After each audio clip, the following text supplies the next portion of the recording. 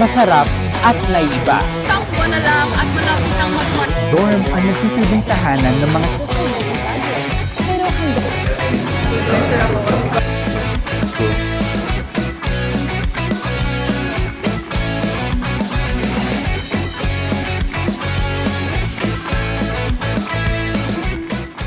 Mga estudyante sa Baguio, umaaray na sa matataas na renta. Kanilang hinaing, kailan kaya masusolusyonan? daan-daang pirma ang kinakalap ng mga estudyante sa UP Baguio para sa hiling na pagbabago. Sasapat kaya ito? Mga danas at hiling sa likod ng magagarbong pagtatanghal sa UP Baguio, alamin. At bagong cafe sa Baguio Orchidarium may sikreto na pwedeng mong malaman. Mga kailian, ako si Raf Siriban. At ako si Jade Chanko. Mula sa Cordillera, oras na para maging konektado sa mga importanteng kwento dito lang sa Cordy Connect. Marami na ang estudyante sa lungsod ang dumadaing sa renta ng kanilang dorm. Dagdagan mo pa ng mataas na presyo ng bilihin. Naku, sino ba namang hindi aaray niyan? Meron na bang tugon para maibsan ng hapdi ng mga gastusin ito? Konektado dyan si Josh De Vera. Josh?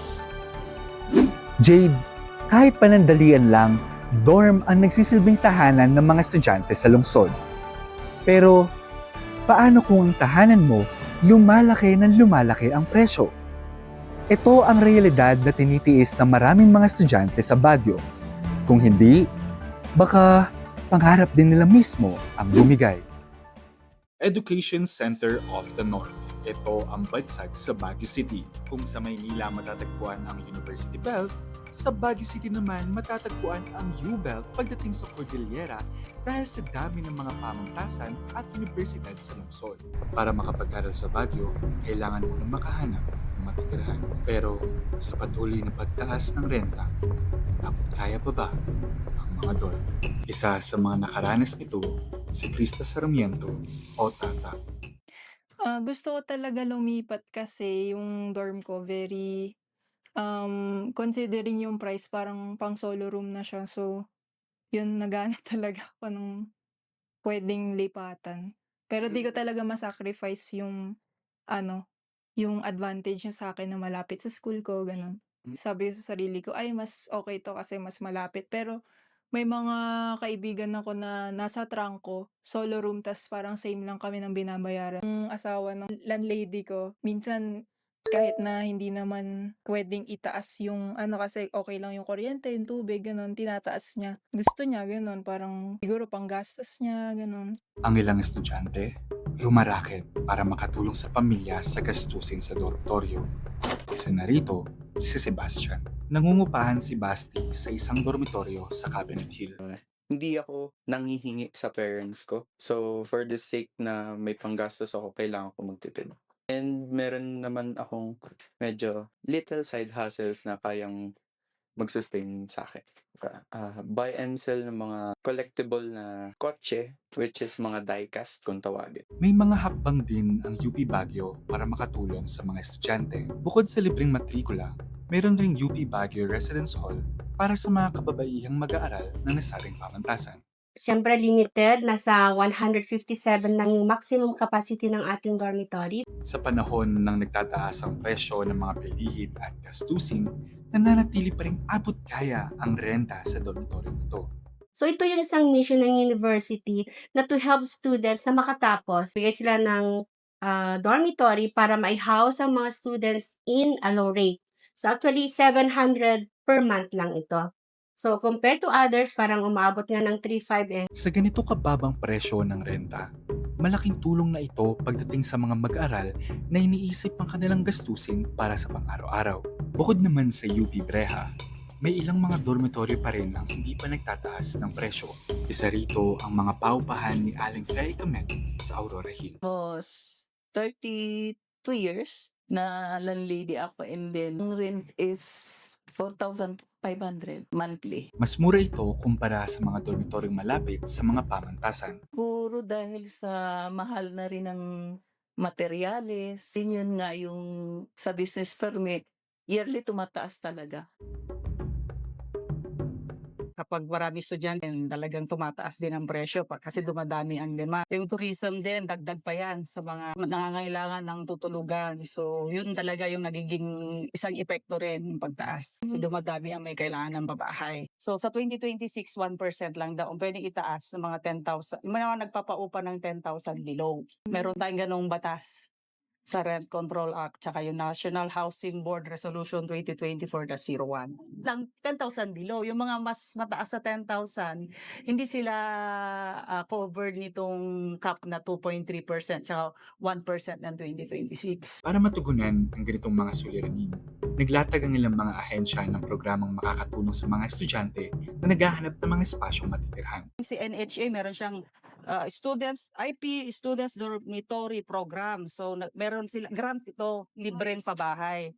20 million daw to 50 million per building. So pero ang sabi ni Engineer Russell, wala pa daw pondo si NHA. Pero may ganun silang program.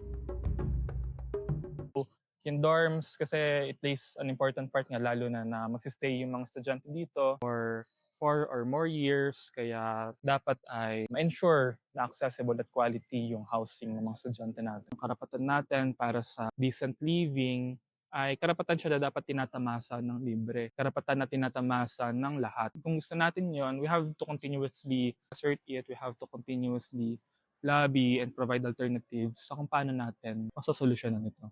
Bakit nga ba tayo nagtitiis sa mahal na dorm? Sa una, hanap lang natin ng tirahan para makapag-aral. Pero habang tumataas ang renta, may isip mo, hindi pala lahat ng pangarap ay abot kaya agad. Isa ka lang estudyante patuloy na lumalaban sa gitna ng gastusin. Gaya ng anumang pagsubok, hindi lahat ng laban ay sa lakas na susukat. Kaya't sa dulo, hindi lang tanong kung magkano ang upa, kundi hanggang saan mo kayang paglaban ang pangarap mo. Jade, bagamat kinakaya ng mga estudyante ang tumataas na presyo, isa pa rin itong suliranin na hindi nila dapat pinapasan. Patuloy ang panawagan sa gobyerno upang magkaroon ng mas abot kaya at makataong renta sa presyo ng dormitoryo. Konektado sa isyong panlipunan, Josh De Vera, Cordy Connect. Maraming salamat, Josh. Samantala, isang petisyon ang muling binuhay sa UP Baguio para maging mas inklusibo ang kanilang araw ng pagtatapos. Kumusta na kaya ang kampanyang ito? Mula sa UP Baguio, konektado sa kwentong yan si Chloe Inocentes. Isang buwan na lang at malapit ang magmarcha ang mga magsisipagtapos. Ngunit nakabinbin pa rin ang kanilang petisyon para sa mas makaestudyanteng pagdiriwang. Narito ang kwento.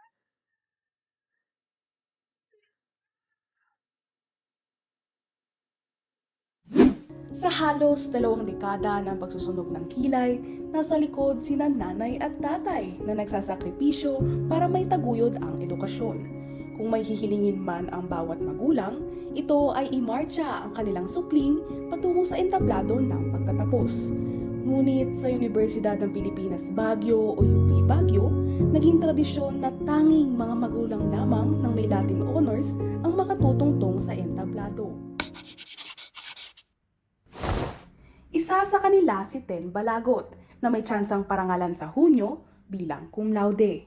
Ever since elementary hanggang high school, I'm an honor student. So it was my plan talaga na graduate ng may Latin honors. Para kay Ten, ang makasama ang kanyang magulang sa entablado ay paraan upang maibalik ang mga sakripisyong ibinuwis ng kanyang mga magulang. Sila rin naman na naging support system ko. Sila yung palagi kong inuwian sa bahay. Paminsan-minsan na pagsasabihan ko rin ng grievances ko about sa ACADS, ganyan. And then sila rin yung most supportive naman sa akin. To repay din naman kahit papaano ang kindness nila sa akin. Parents ko ang gusto kong isama sa graduation rites. Ngunit hindi lahat na magtatapos sa UP Baguio ay may ganitong pagkakataon. I don't think I qualify for Latin honors and matagal ko naman nang na-accept yun. Parang naging prayo ko na lang during my stay in UP is to maximize yung learning ko, yung experiences ko. Kaya maaga pa lamang, ipinaalam niya na sa kanyang mga magulang na hindi niya matutupad ang kanyang pangarap ang mapaakyat sila sa entablado. Third year ko pa sinabi na, okay lang ba kung hindi ako mag-Latin honor? Hindi kayo makakaakyat sa stage. Pero, syempre, doon pa rin kayo sa ceremony. Tapos sabi niya, okay lang na. Kasi UP yan talaga mahirap. Ngunit giit din ng ina ni Eunice na si Mrs. Marie Bandong, marapat na kilalanin ang pagsisikap ng mga magulang sa pagsuporta sa kanilang anak. Dapat makilala rin yung effort ng magulang sa pagsubaybay sa kanyang anak na makatapos. Nakakalungkot lang na hindi kasama ang kanyang magulang na aakyat sa entablado. Nakapanlulumo, ngunit hindi na bago ang ganitong kaso sa UP Baguio. Si Nix na nagtapos noong nakaraang taon ay naniniwalang mahirap makapasok sa UP pero mas mahirap makalabas. Makalabas ng maluwag sa pakiramdam. Nakakalungkot kasi isa ako dun sa mga estudyanteng yon, no? Dahil di naman ako nakapagkamit ng cum laude. Imbes na parang maging proud ka sa sarili mo, all you will feel is guilt kasi hindi ko na-achieve yung Latin honor na gusto kong maibalik sa kanila. Bagamat tradisyon na kung ituturing ang ganitong takbo ng seremonya sa UP Baguio, sinusubukan itong baliin ngayon sa pamamagitan ng isang signature campaign sa pangunguna ng University Student Council. Yung signature campaign natin for graduating students, nag-start siya last graduation around July 2025 with the aim nga na magkaroon tayo ng inclusive graduation ceremonies na hindi lamang nakakulong sa pagkakaroon ng academic distinction ang pagbibigay pugay. Noong nakaraang taon, nagsumite ang USC ng parehong petition na hindi inaprubahan ng graduation committee dahil sapat na raw ang parangal sa magulang na parte ng baccalaureate. Malungkot na hindi nga naaprubahan yung ating petition last year despite yung mataas na turnout natin. Dagdag ni Ancheta, umabot sa higit 900 ang pirmang nakalap mula sa iba't ibang sektor sa universidad noong nakaraang kampanya. Sa bilang na ito, higit 300 ay graduating students. Gayunpaman, wala pa rin itong talab sa graduation at executive committee. Merong distinction, syempre kasi meron nga mas mataas na grado na nakuha ang ating mga estudyanteng may honors, so sila yung binibigyan ng karangalan sa stage. Yung isang reason din kasi, limited yung time natin sa Baguio Convention Center. So kung aakyat lahat ng magulang, hindi kasya yung oras kasi marami na tayo ngayon. Wala pang konkretong tugon ang administrasyon hinggil sa petisyon.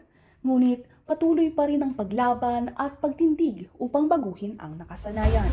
Bakit kailangan nating i-gatekeep or i-limit yung right ng isang estudyante na i-celebrate na rin yung tagumpay niya upon their graduation din. Naniniwala ako lahat tayo nagpamalas ng kagalingan sa iba't ibang aspeto habang tayo nasa loob ng universidad and pati rin naman mga nag-provide sa atin. Isang karangalan ang makapagtapos sa universidad. Ngunit para sa mga magsisipagtapos, wala nang mas hihigit pa sa parangal na makitang kasama sa entablado ang mga taong nasa likod ng bawat tagumpay ng iskolar.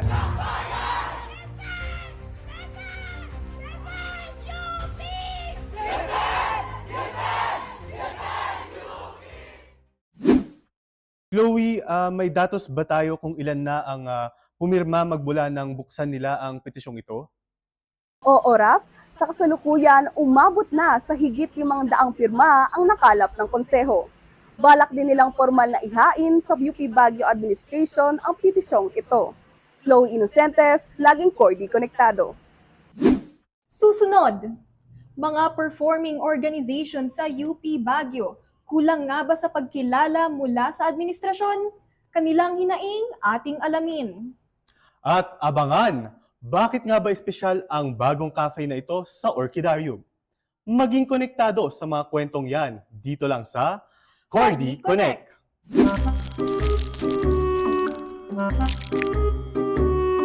Ano ba yan? Walang tapunan. Di bale, isa lang naman to.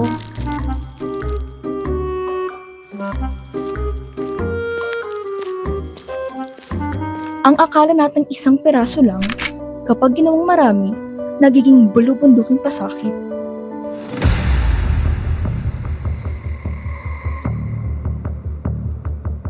Lahat yan dahil sa akala nating isang perasong basura lang. Kaya't hanggat kaya, ibulsa.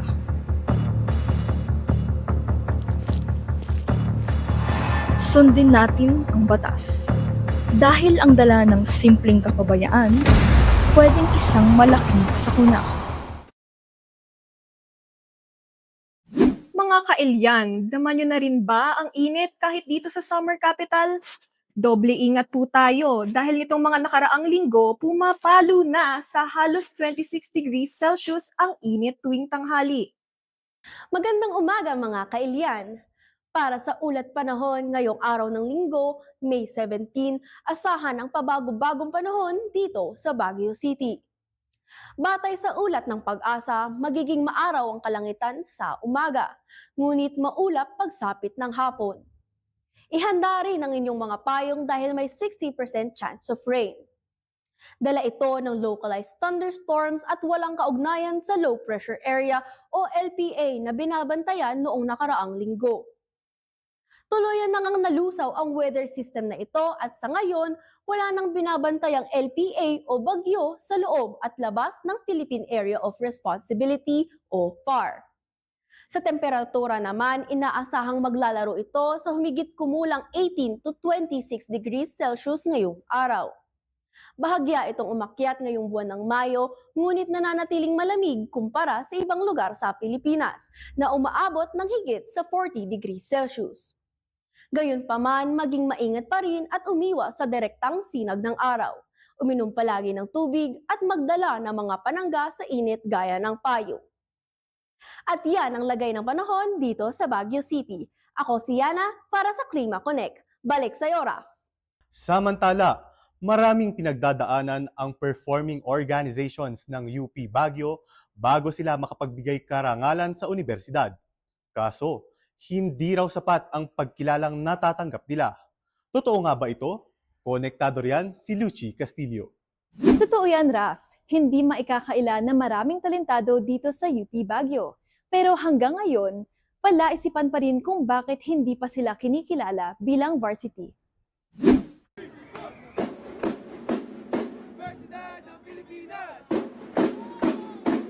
Mapa-performance man sa loob at labas ng pamantasan o pagrepresenta ng universidad sa kahit saang sulok ng bansa, patuloy na nag-uuwi ng karangalan ang mga organisasyong pangtanghalan o performing organizations para sa Universidad ng Pilipinas, Baguio. I would say it's fantastic. Memorable! Nakakabulabog.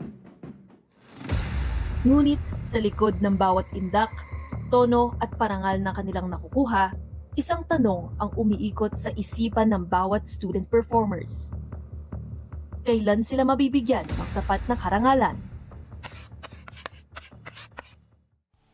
Isa sa mga organisasyong nakakaranas ng hirap ng paghanap ng espasyo tuwing nagtitraining ay ang UPB Cheer Squad. Isa sa pinaka-common na problem siguro I would say is yung kakulangan sa training spaces. So ang Cheer Squad kasi usually nagtitrain kami sa open spaces like itong Court A or sa parking lot. And kapag maulan, especially in the first sem, pag daily yung training, kailangan mag-relocate sa IB. And yung IB kasi, we share it with other performing orgs. Hindi kami very much logistically funded din ng admin since hindi pa kami varsity status. So, wala kaming priority, especially when it comes to scheduling din sa HKP. Danas din ng UPB Shadows, isang organisasyon kilala sa pagsayaw sa loob at labas ng paaralan. Ang hirap sa espasyo at budget. May mga struggles ang UPB Shadows in terms of training spaces, may problem or concerns din kami in terms of sinong tutulong sa amin, halimbawa sa pagsasayaw, may coach ba, ganyan, na lahat ng sinasayaw namin nagagaling lang talaga sa members itself. And wala rin kaming funds to support ourselves in terms of rehearsals, ang mga costumes, ganyan.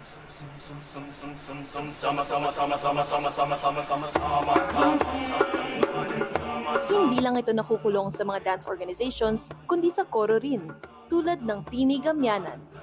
Apparently, for you to be recognized as a varsity, kailangan mong mag-compete in different competitions.